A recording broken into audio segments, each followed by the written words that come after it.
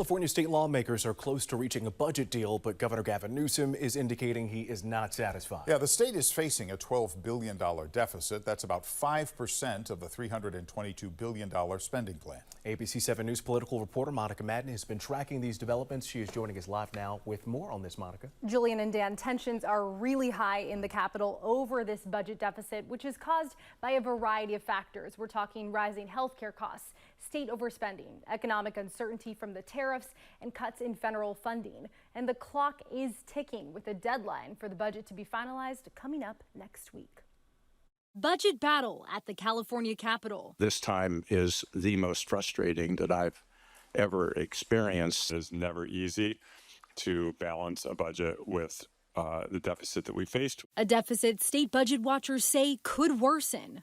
Program costs, however, have continued to outpace revenues at the same time that we face the threat of significant reductions in federal support. Republicans warning this spending plan will hurt California in the future. It's only balanced because we're borrowing money and we're using reserves that are supposed to be for dire emergencies, and we're having neither of those. If the deficit wasn't enough, leaders closed-door negotiations late Tuesday, only adding to the budget bitterness. My first brief on today's budget was before I received the committee's report, and it was in the newspaper.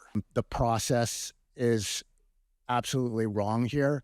Under this spending plan, University of California and California state systems are averting funding cuts. It also adds $100 million for the implementation of Prop 36, an anti-crime initiative voters approved last fall. On the chopping block, state funding for cities and counties to deal with homelessness. And most controversial for progressives, the deal halts new enrollment for undocumented adult immigrants in Medi-Cal starting in January. Savings because people will lose coverage, revenue because those who choose to and can afford a $30 premium will bring the additional revenues.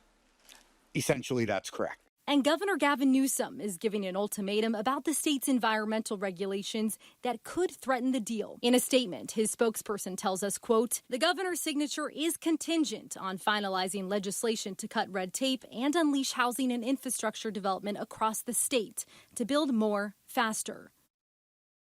And the next fiscal year officially starts next Tuesday on July 1st.